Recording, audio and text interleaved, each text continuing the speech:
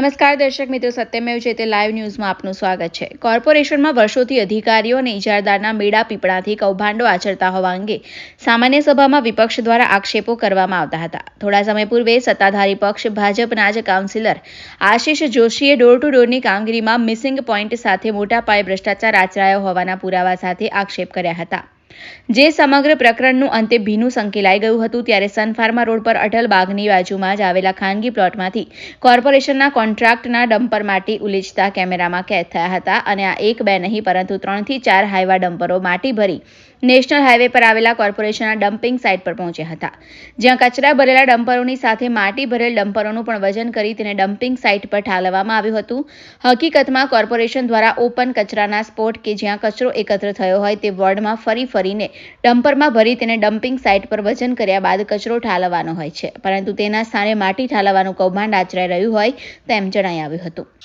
આપણા કહેવા મુજબ પ્રાઇવેટ પ્લોટમાંથી માટી ભરી અને જાંબુઆ લઈ જવામાં આવે છે, તો એની તપાસ કરાવીશું અમે કે કયા કારણસર જાંબુઆ સાઇટ ઉપર લઈ જાય છે।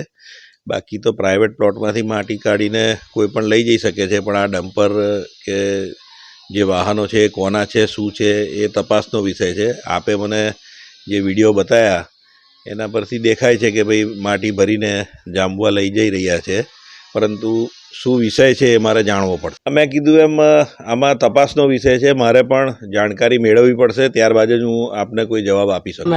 आज ये नया हूँ, उधर अपने रूट में ये अपना 10 नंबर लगता है, आपको 9 नंबर ऐसा लगता है कि पंकज આપણું 14માંથી 33મો નંબર આવ્યો અને તોય છતાં આપણે સજાગ ના થઈએ તો એને શું કહેવાય? આપણી નિષ્કાળજી અથવા કોઈને કોન્ટ્રાક્ટરને મદદ કરવાની વાત કહેવાય?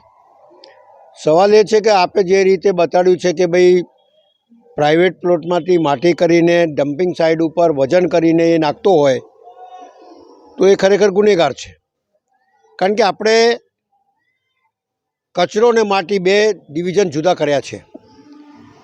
કચરાની સફાઈ વોર્ડ ઓફિસર અને એમના સફાઈ સેવકો કરે, અને માટી જો પડેલી હોય તો એન્જિનિયરિંગ શાખા એનું નિરાકરણ કરે, અને ડમ્પિંગ સાઇડ ઉપર ડોર ટુ ડોરની ગાડી જો આપી હોય અને એની અંદર જો પથરાને રોડા ભરતો હોય તો ખરેખર એવા લોકોને બ્લેકલિસ્ટ કરવા જોઈએ, કારણ કે કરોડો રૂપિયા જો કોર્પોરેશન ચૂકવતી હોય નાગરિકોની સુવિધા માટે, કચરા અહીંયાથી ઉઠાઈ જાય, લોકોને દુર્ગંધ ના મારે એના માટે, અને તોય છતાં એની અંદર કચરા ઉઠાવવાની જગ્યાએ કચરાના માપથી વજન કરી અને સીધો કચરા ડમ્પિંગ સાઇટ પર નાખતો હોય તો કોર્પોરેશનને આર્થિક નુકસાન થઈ રહ્યું છે।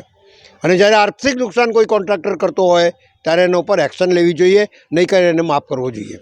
એટલે જે રીતે ડમ્પિંગ સાઇટ પર વજન કરાવીને માટી નાખી રહ્યો છે એવા માણસે ઉપર એક્શન લેવી જોઈએ। અધિકારી દરેક જગ્યાએ તો ફરે નહીં, કોર્પોરેટર દરેક જગ્યાએ ના ફરે, પણ જો આવી વાતો મીડિયા થ્રુ આપણા ધ્યાન પર આવતું હોય તો આપણે તાત્કાલિક એના ઉપર એક્શન લઈએ, જેથી બીજા કોન્ટ્રાક્ટરો આવું કરતા બીવે નહીં। તો તમે આવી રીતે ઢીલ છોડશો તો બીજાને પ્રોત્સાહન મળશે અને કોર્પોરેશનને આર્થિક નુકસાન જશે અને શહેરની અંદર ગંદકી ફેલશે અને શહેરના નાગરિકો જે પણ એનાથી હેરાન થશે એ વાત સમજીને આગળ વધવું।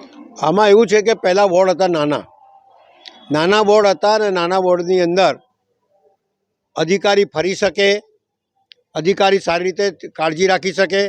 હવે વોર્ડ કરી દીધા મોટા, વધારે વોર્ડમાંથી નાના વોર્ડો કરી દીધા છે, સુવિધાઓના સાધન એટલા બધા છે નહીં, અને આખા વોર્ડની અંદર કોઈ વોર્ડ ઓફિસરની કેપેસિટી નથી કે આખો દિવસ આ વોર્ડમાં ફરી શકે, એટલે આટલા મોટા વોર્ડ કરી દીધા।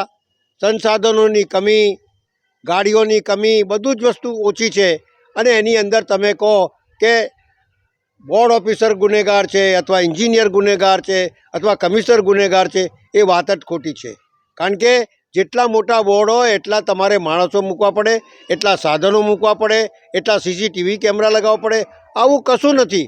અને તોય છતાં જ્યારે હોઈએ ત્યારે પેલો કોન્ટ્રાક્ટર ગુનો કરે, કોઈ પ્રાઇવેટ માણસ ગુનો કરે અથવા કોઈ નાનો કર્મચારી કરે, પણ આપણે પકડીએ છીએ હંમેશા મોટા માણસને, પણ મોટા અધિકારીને અથવા કોર્પોરેટરને કહેવાય અથવા મેયરને પકડીએ છીએ, પણ ખરેખર જો બ્લેક લિસ્ટ નહીં કરીશું તો આના ઉપર આપણી પકડ રહેશે નહીં, એવું મારું સ્પષ્ટ માનવું। રિપોર્ટર સની સિંધે, સત્યમેવ જયતે લાઈવ ન્યૂઝ, વડોદરા।